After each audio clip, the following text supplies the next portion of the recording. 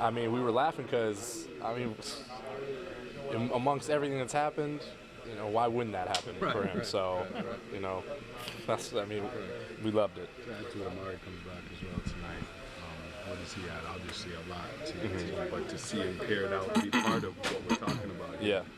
Too, right? It's great. It's great. You know, we got him back, and he seemed to, you know, get right along with us. What we're doing right now. Next is Melo. So once we get our whole, you know, unit back, it should be great. What was it like in here after? I mean, was it different than a usual post-game winning locker room? Was it? I came in sort of late. I was doing a radio, but I mean, it was about the same as we come in and we're just like, oh, you know, Jeremy did it again. So it's something spectacular. It's special. Sometimes I wish they had cameras to show that kind of emotion. That, you know, It was like when Jeremy walked in, because he came in even after you.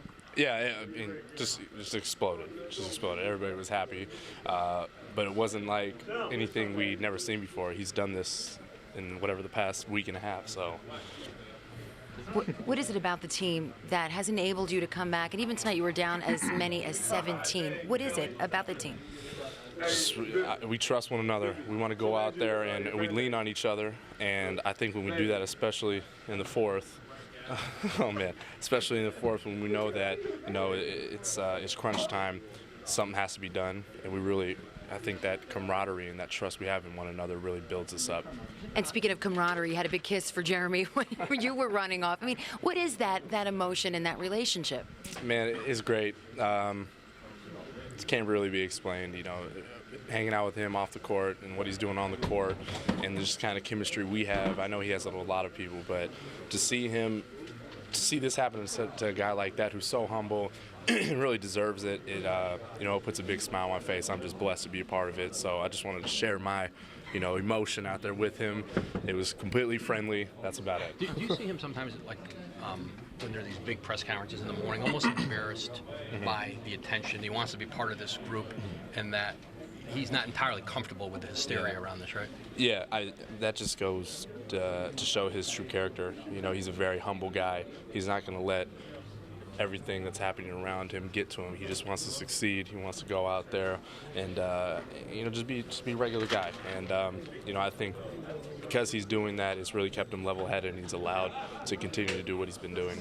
Is it crazy feeling out there? I mean, the last two shots he hit, you're in Toronto, and the crowd everybody's on their feet cheering for you guys. It's nuts. You know, Linsanity.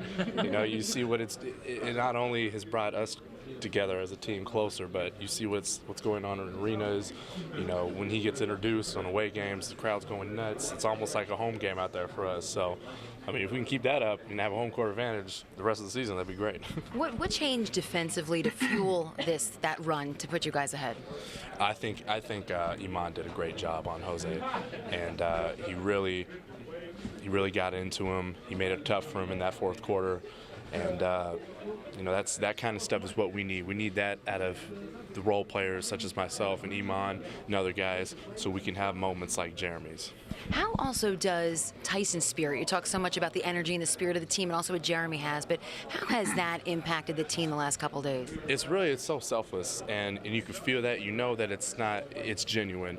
So when you go out there, you just want to play for each other. You know that everybody has your back, and to have a guy like that doing that for us, it makes us that much better. I saw Tyson yelling in one of the huddles when you guys were still down, and he had just committed his fifth foul. We're going to win this game. You believe you're Tyson Chandler when you hear that? Absolutely. When he says stuff like absolutely.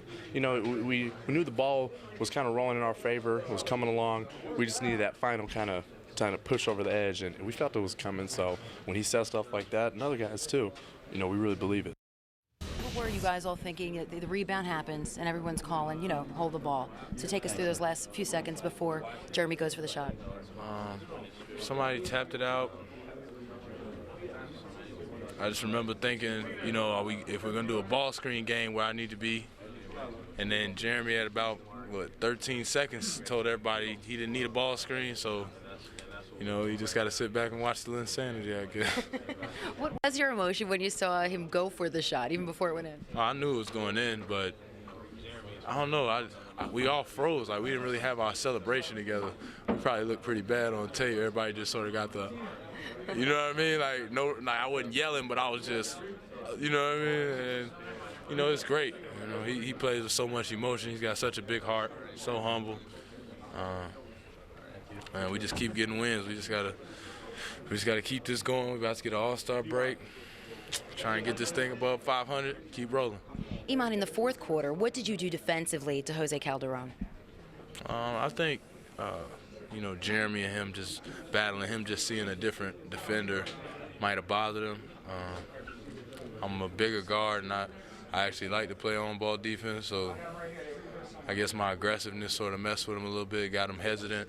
And, you know, at the end, I just baited him into that one steal. That's all she wrote.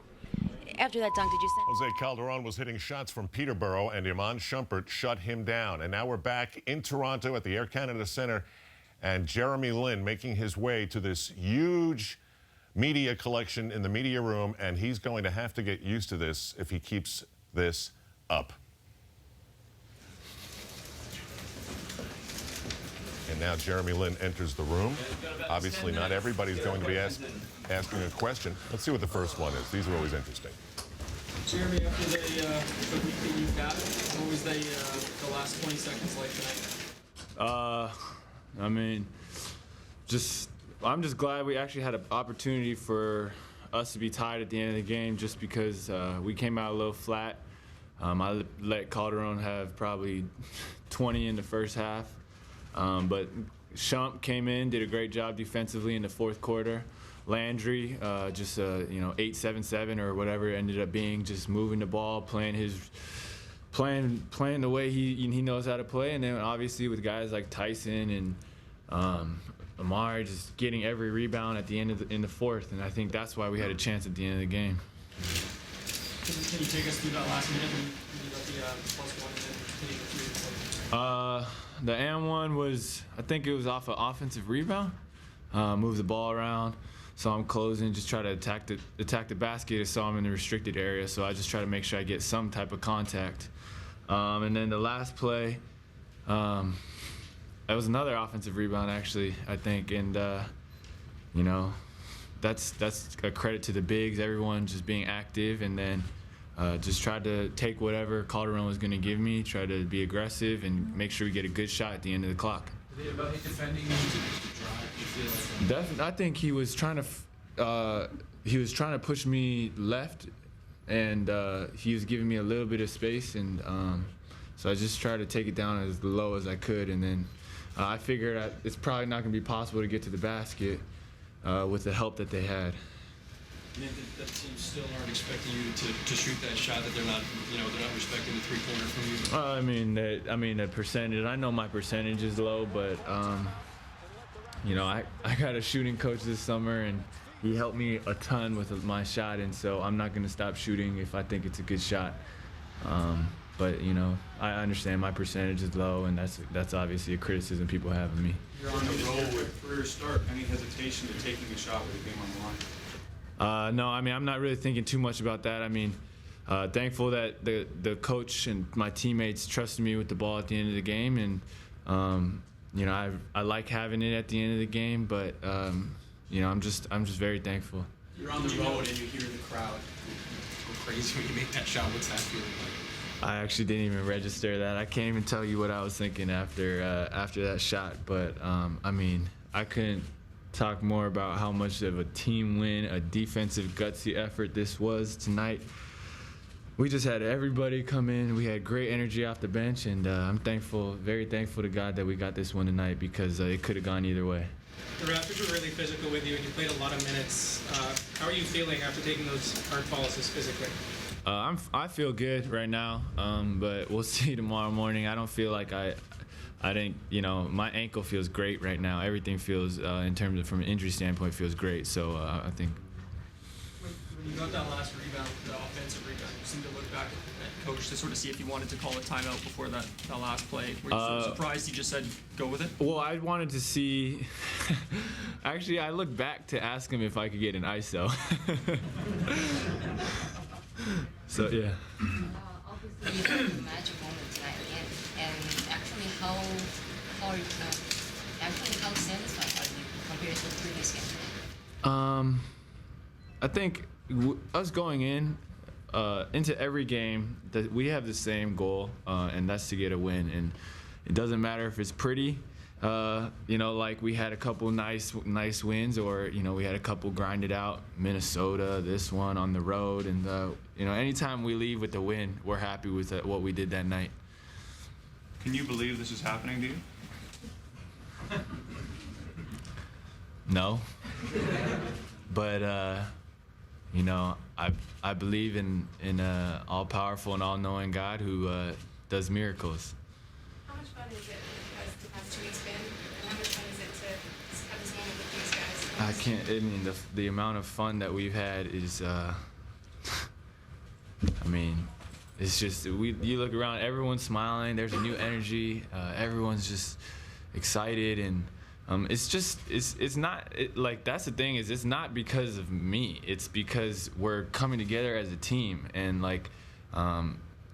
we started making these steps earlier, but we were still losing close games, and so obviously it wasn't fun. But when you win, that solves a lot of problems, and we've been winning, and we've been playing together offensively, defensively. We've been following the game plans. Coach D'Antoni and the staff, they come out with an awesome game plan every single night with different adjustments, and that's why it's fun, is because from top to bottom, training staff, everybody, just it's a collective effort right now, and that's the beauty of a team sport.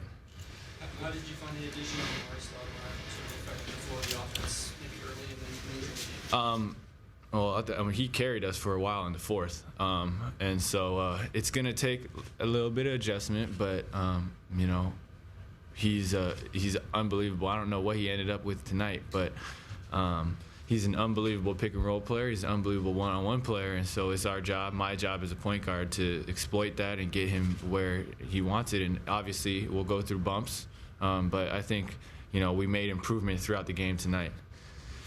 After the game, man, locker room, went nuts for your team. What's that like? How to support for your teammates? I just love playing on a team that wants to be a team, and this team wants to be a team, and that's why we're all having fun. Did you follow the Tim Tebow stuff this year at all? And did you see any parallels between yourself and Tim? Well, I think our stories are different in a lot of different ways, and but I respect him. I respect what he did, and I'm a fan of Tebow. I'm not really afraid to say that, but I don't know if our stories are necessarily comparable. I'm sure there's similarities and differences, but All right, thanks, Sharon. Thank you.